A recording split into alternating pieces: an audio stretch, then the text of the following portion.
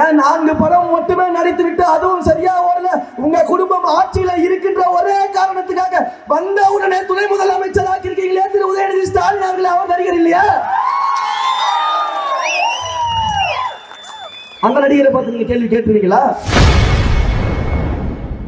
4 தோல்வி படங்களை கொடுத்து குடும்பத்தின் மூலம் துணை முதலமைச்சரான உதயநிதி ஸ்டாலின் கூட கூத்தாடிதான் என தாவேக நிர்வாகி ரமேஷ் கடுமையாக விளாசி தள்ளியுள்ளார். எந்த அப்பாவாது தெருவுக்கு தெரு பள்ளிகளை திறக்க வேண்டிய அப்பாக்கள் எல்லாம் இன்றைக்கு டாஸ்மாக் கடையை திறந்து வைத்து நான் தான் உலக மகா அப்பா என்று சொல்லிக் கொள்கிறாரே, இதெல்லாம் ஏற்கக்கூடிய ஒன்றா? இப்படிப்பட்ட சூழல்ல ஒரு அப்பா இருக்கிறாரு, பிராண்டிங் பண்றாரு. நம்முடைய தலைவர் சினிமாவை விட்டுவிட்டு அரசியலுக்கு வந்து மக்கள் தலைவராக மாறி இருக்கிறார். நீங்கள் ஆட்சி அதிகாரத்தில் இருந்து கொண்டு மக்களுக்கு சேவை செய்யக்கூடிய இடத்தில் இருந்து கொண்டு நடிகரை போல நடித்துக் கொண்டிருக்கிறீர்கள். இவங்க நம்மளை பார்த்து விமர்சனம் வைக்கிறாங்க.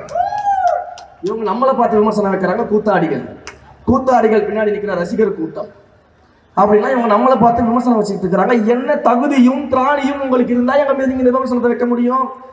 திராவிட முன்னேற்ற கழகம் ஆட்சி அமைக்க அன்றைக்கு ஒரு நடிகராக நீங்க சொல்லக்கூடிய இதே கூத்தாடியாக இருந்த புரட்சி தலைவர் எம்ஜிஆர் அவர்கள் தன்னுடைய படங்கள்ல திராவிட முன்னேற்ற கழகத்தின் கொடியையும் கொள்கைகளையும் பாடல்கள் மூலமாகவும் காட்சிகள் மூலமாக கொண்டு போய் சேர்த்து அண்ணாவின் இதயக்கணியாக நீ முகம் காட்டினால் போது 30,000 வாக்குகள் நிச்சயம் என்று அண்ணாவே புகழ்ந்தாலே அந்த புரட்சி தலைவர் எம்ஜிஆர் அவர்கள் ஒரு கூத்தாடி தானே.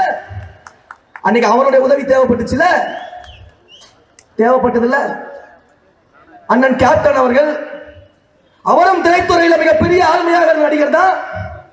மிகப்பெரிய ஆளுமையாக இருந்த அண்ணன் கேப்டன் அவர்களை படம் நழுவி பாலில் விழும் கூட்டணிக்கு அழைப்பு கொடுத்தீங்களே, அவரும் இதே நடிப்பு கூத்தாடி இருந்து வந்தவர் தானே.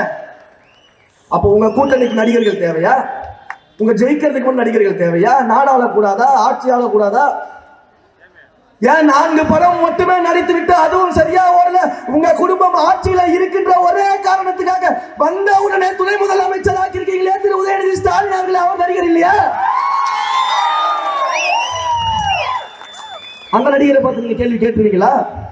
ஒருவேளை நேரடியா கேள்வி கேட்க முடியாதுன்னு நம்மை நோக்கி கேள்வி கேட்பது போல கூட்டணி கட்சியில கேள்வி கேட்கிறாங்க போல. அவங்க செய்திகளை உள்ளது உள்ளபடி தெரிந்து கொள்ள ரெஃப்ளெக்ட் நியூஸை சப்ஸ்கிரைப் பண்ணுங்க.